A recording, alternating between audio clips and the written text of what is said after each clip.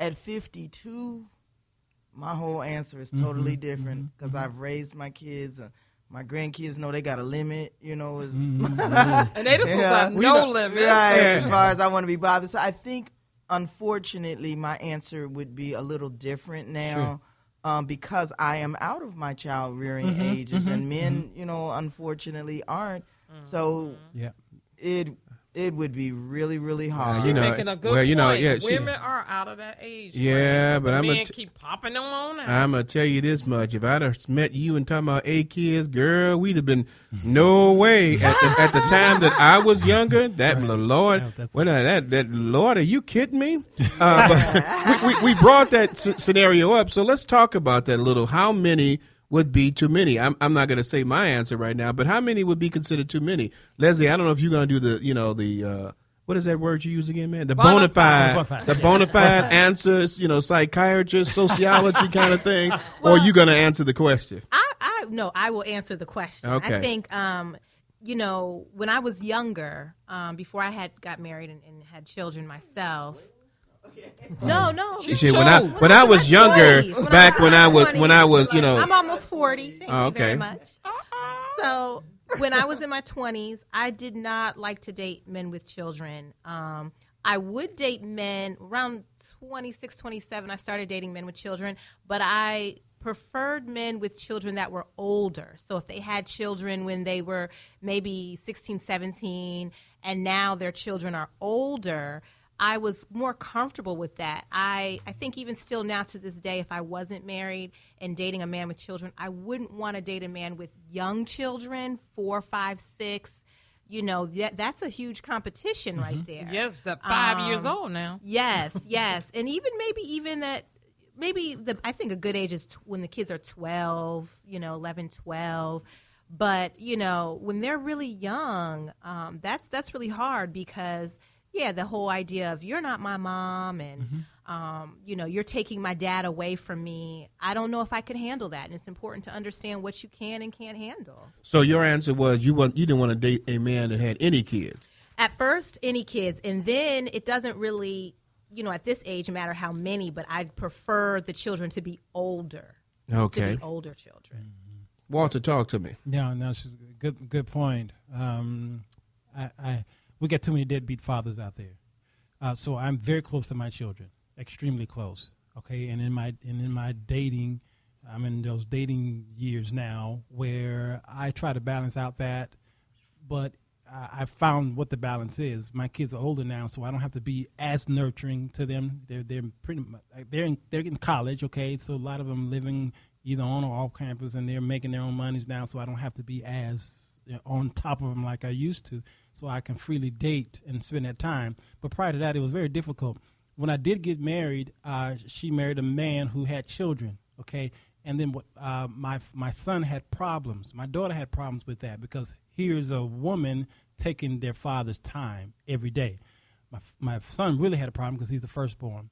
And he would ask me for things, and then I would try to do the biblical way of saying, okay, no, it's wife first, and then you, okay? And somebody asked me a very controversial question. It says, would you die for your child or would you die for your wife if a situation came where you had to die for one or the other?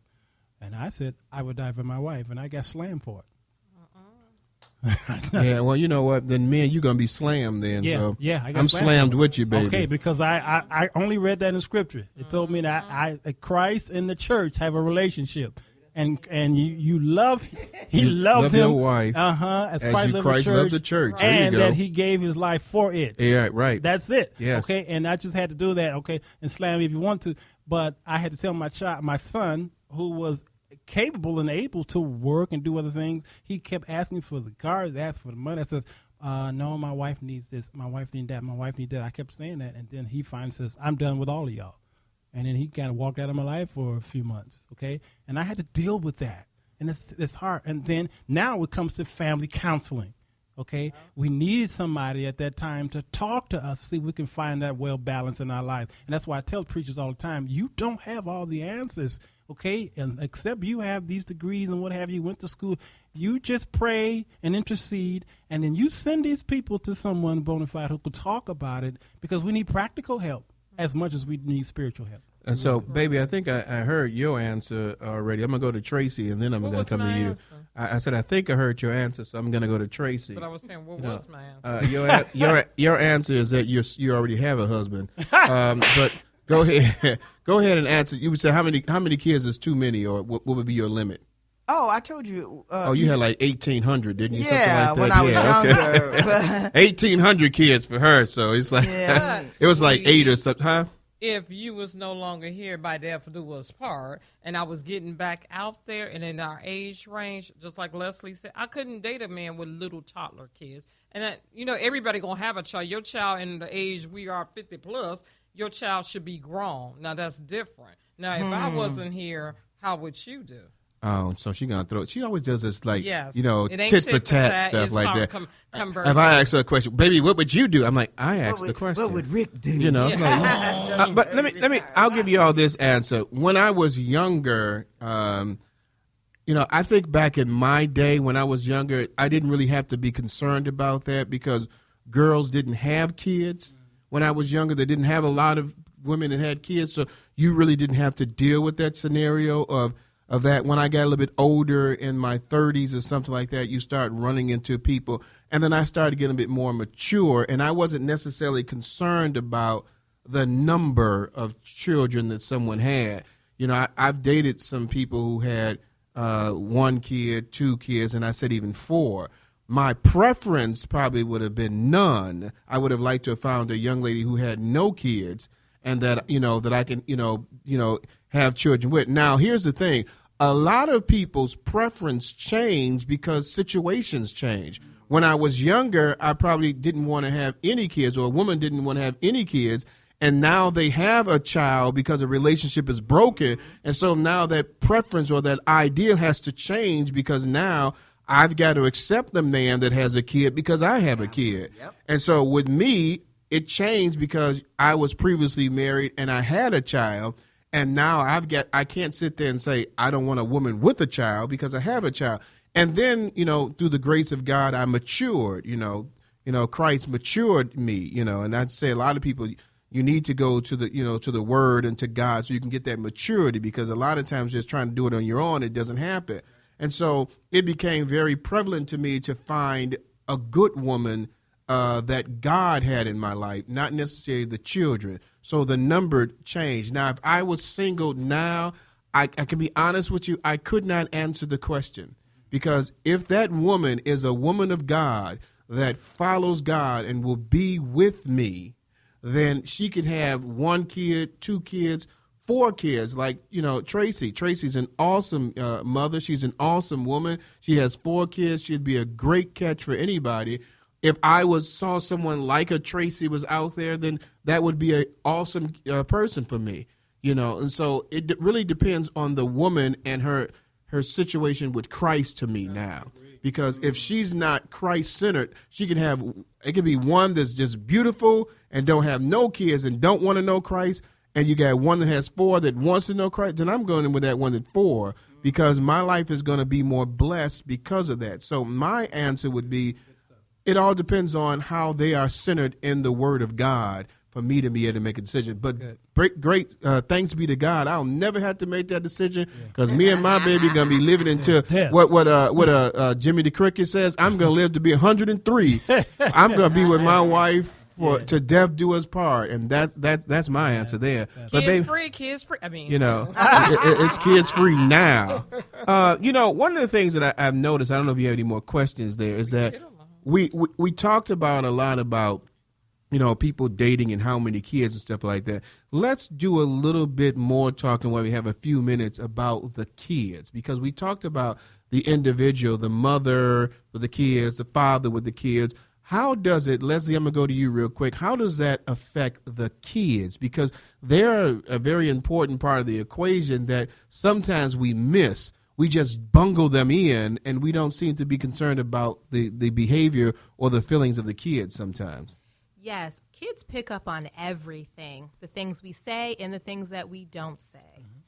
So they know what's going on. So it's very important to keep those communication lines open with your children, talking to them like we were saying earlier about, depending on the age of your children that I'm dating, that I've met somebody, what the relationship is going to look like, that it's not going to affect your personal relationship with your children, making sure that you take time out to spend with your children, not just always with the partner, but taking that time that today it's just going to be me and you. It's just going to be us. We're going to do something so that they know that they're not forgotten, that they're not, just thrown in the mix and have to go along. So let me ask you this question. What if the kid is very complacent and difficult in that relationship? How do you handle that? Yeah, so, again, with the communication lines, right, all kids aren't very talkative. I know for myself, one of my sons, he's very talkative. My other son, not so much. You ask him something, it's like pulling teeth. So, maybe he'll talk to my husband, or maybe, in this particular case, he'll talk to my mother, but really not letting it die, but kind of trying to find out what the problem is. And again, with the counseling piece, I see a lot of adolescents who, it's a difficult time. They don't want to tell their parents everything. It's nice to go to have someone that you can talk to in a confidential manner about what's going on in your life. Someone just came up with a great question on there that we didn't even think about. What if the child is a special needs kid? That can play a very difficult role in a relationship with people. Definitely. So again, if, when we were talking earlier about expectations and when you first start dating somebody, really being upfront about what your situation is. I have a special needs child. I have to spend X amount of time with my child. This is what my time looks like. If this is something that you don't think that, you can really deal with, I understand that. But let's be upfront about what these expectations are. That's good. And that's when Rick, that's when disability, that's when I'm all yours. I'm in love with you then. 'Cause that's okay, the McCain Train is pulling into our last stop, and we want to thank the Bonafide Leslie Holly. Bonafide. That's your new name when you come on here. Bonafide. We want to thank the forever beautiful Miss Tracy Howard for sharing her story and just being beautiful. That my husband said, if I wasn't here, he'd take you. And I agree. Let me tell you something. Tracy, then and back in the day, was a knockout. I'm telling you, she was a beautiful woman. And I even say it. I used to look at her like, really? I've been knowing Tracy since she was 4 years old. And so, she ain't going to say nothing, but, that's an awesome woman over there. And 52? We want to thank the forever Mr. Sir Walter. Bishop, doctor, elder, evangelist. Plug right quick. Yeah, talk to us. Let us know about your radio show and stuff. Yeah, every night, go downstairs. Y'all on the UBM Talk app, go downstairs to UBM Praise app.